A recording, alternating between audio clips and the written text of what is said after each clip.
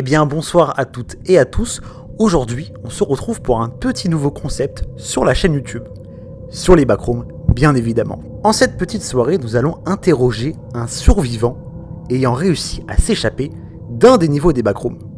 Il est là pour témoigner, il va nous raconter son histoire, nous sommes avec un Anglais, alors c'est parti, je le laisse se présenter. Bonsoir Santa, alors je m'appelle Hugo, j'ai 22 ans et je suis tombé dans les backrooms d'il y a à peu près, je dirais 2 ans. Très bien, donc nous sommes actuellement dans le niveau 4 des backrooms, un des niveaux les plus sûrs de tous les niveaux des backrooms confondus.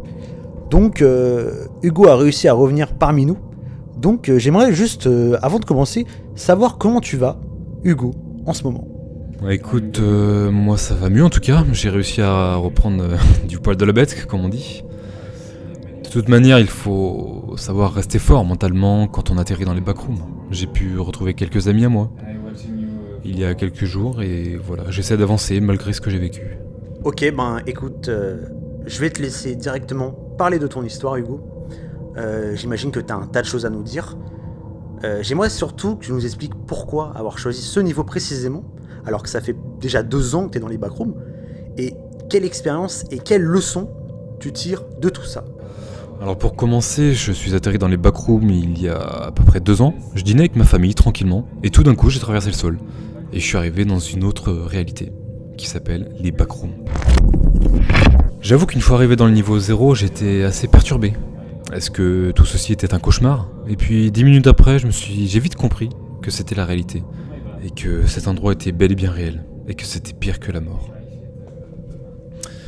J'ai réussi à m'en sortir parce que j'ai déjà fait 3 ans en tant que militaire, ce qui m'a permis d'acquérir pas mal de compétences en survie notamment, et d'avoir un mental assez forgé. Certes, l'endroit était effrayant, mais j'ai vécu des choses à peu près similaires à l'armée.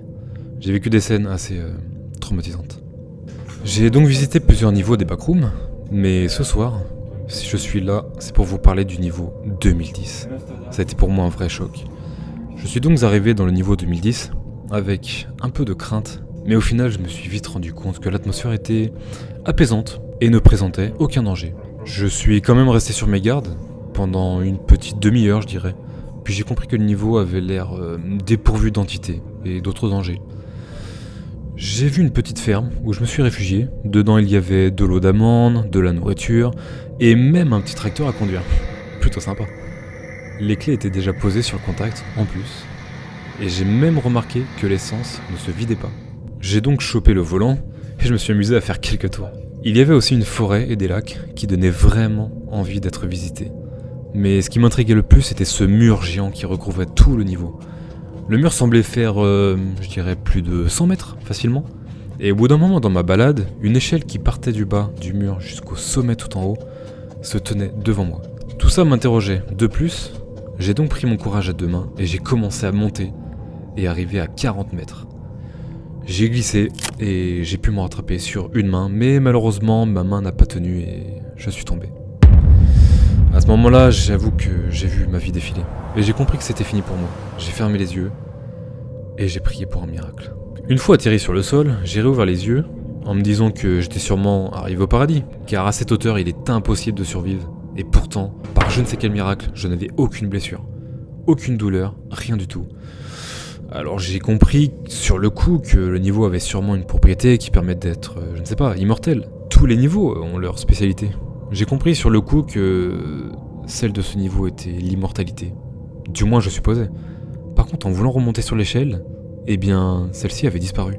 Après avoir découvert que j'étais sans doute immortel, j'ai profité à fond de la journée. Je me suis amusé à fabriquer une canne à pêche et à pêcher dans le lac d'à côté. Promener dans les bois, il n'y avait aucune personne à part moi. Aucune entité, juste moi. Juste moi, mais tout me paraissait si parfait, et puis j'ai vu au loin le soleil se coucher délicatement. Pour moi, c'était comme le moment d'aller dormir, dans cette grande ferme. Les lits étaient déjà faits. La douche était fonctionnelle, tout semblait parfait. J'ai même pu trouver un livre pour lire avant de dormir.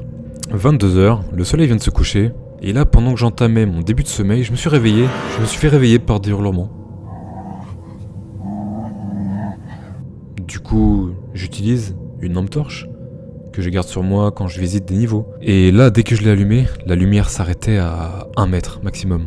Comme si la lumière ne pouvait pas aller plus loin qu'1 mètre. J'ai tout de suite commencé à me remettre sur mes gardes, car j'ai vite compris que quelque chose clochait. Et 2 secondes après, j'entends un gros coup dans la porte, en bas de la maison dans laquelle j'étais. J'entends encore cet hurlement, mais le son ne vient plus de l'extérieur de la maison, mais de l'intérieur. Là, sur le coup, je comprends qu'un chien fonce vers ma direction, alors que je me cache dans un placard situé dans ma chambre, en espérant qu'il ne me trouve pas. Après 5 minutes de bruit, de pas, j'entends ma porte de chambre grincer. Et des petits bruits de pas. Le chien vérifie les alentours, mais ne me trouve pas. J'entends ces bruits de pas s'éloigner de plus en plus. Puis j'attends 10 minutes, pour être sûr. Juste après, je sens une odeur très bizarre. Et je prends ma lampe torche pour aller fermer à clé les 2 portes de la maison. Une fois que j'ai descendu les escaliers, je mets la clé dans la serrure. Et là, qu'est-ce que j'entends derrière moi ? Le chien à l'opposé de la porte, ouvrant les yeux en me fixant. Et là, il perd pas de temps, il me fonce dessus. Heureusement, la maison était éclairée de partout et j'ai pu fixer le chien. Car leur seule faiblesse à ces entités, c'est l'intimidation. Il faut les regarder droit dans les yeux avec un regard froid. Ça permet de les tenir à distance pendant un court temps. Alors je sors délicatement de la maison et je ferme la porte. Puis je ferme ma clé le plus vite possible. Mais il a commencé à vouloir déchiqueter la porte. En plus, avec le bruit qu'il faisait, j'avais peur d'être repéré par d'autres choses. Alors je fonçais vers le tracteur, j'ai allumé prêt à décoller d'ici, et les phares du véhicule, qui éclairaient jusqu'à 1 mètre maximum, m'ont fait découvrir que littéralement, 3 chiens dormaient devant le tracteur. Les bêtes se sont donc réveillées en hurlant. J'ai donc conduit dans l'obscurité totale. Mais je me suis souvenu que j'étais immortel. Mais au moment où je me suis rappelé de cette info, un chien a réussi à me rattraper et à me griffer la jambe droite.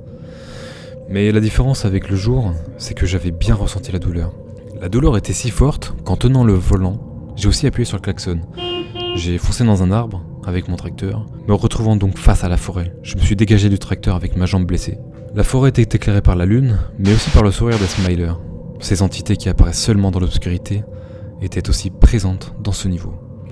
Toutes les entités étaient au courant de mon emplacement suite à la série d'événements. Je n'avais jamais été dans une posture aussi inquiétante et désespérée. Alors que j'essayais de rejoindre une rivière, le monstre rempli de câbles se tenait devant moi et il me mit un coup à la tête pendant que les chiens et les Smilers fonçaient sur moi. Un des chiens qui avait réussi à me griffer la jambe me morda le bras. J'étais terrorisé par la douleur, la peur et j'étais surtout conscient que c'était la fin pour moi. Et avant de m'évanouir, un gros bruit sourd assomma les 2 entités qui étaient devant moi. Après que j'ai rampé jusqu'à la rivière, j'ai plongé dedans, puis j'ai perdu connaissance dedans. Quand je me suis réveillé, j'étais dans le niveau 4 des backrooms. En réalité, je ne sais toujours pas comment j'ai fait pour avoir survécu à cet enfer. Ok, donc en fait, si je comprends bien, c'est dès que t'es passé à la nuit que tout le niveau a changé. Oui, ça a été pour moi le plus gros traumatisme que j'ai eu dans les backrooms. Mais aussi une leçon de vie. Il faut toujours rester sur ses gardes dans les backrooms. Moi qui pensais que le niveau était dépourvu de danger, j'ai finalement été naïf d'y croire. Ok, mais du coup, comment t'as réussi à sortir du niveau ? Comment ça se fait, vu l'état, vu l'histoire que tu nous as racontée ? Qu'est-ce que c'était que ce bruit assourdissant qui est venu à toi ? Et qu'est-ce qui a fait que les 2 entités qui étaient sur toi à ce moment-là ont lâché prise ? Je ne sais pas d'où provenait ce bruit, ni de qui cela venait, mais je pense que j'ai une chance qu'aucun autre n'a eu. Je pense aussi qu'en réalité, la rivière était un moyen de sortir du niveau. Depuis, je reste au niveau 4 en attendant de me remettre sur pied pour repartir à l'aventure et trouver enfin un moyen de m'échapper d'ici et de revenir à la réalité. Ok, bah en tout cas, ton histoire était vraiment facile à écouter, Hugo.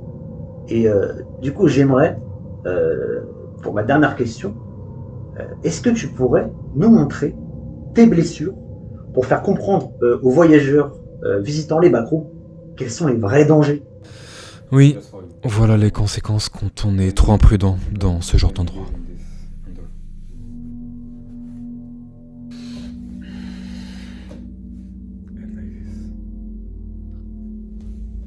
C'était Hugo. Bonne chance pour les backrooms. Alors si vous voulez venir pour être interviewé, vous avez seulement besoin de venir me follow sur Instagram et je prendrai une personne au hasard pour pouvoir tourner l'épisode 2. Donc n'hésitez pas à venir, voilà, j'espère que le nouveau concept vous aura plu.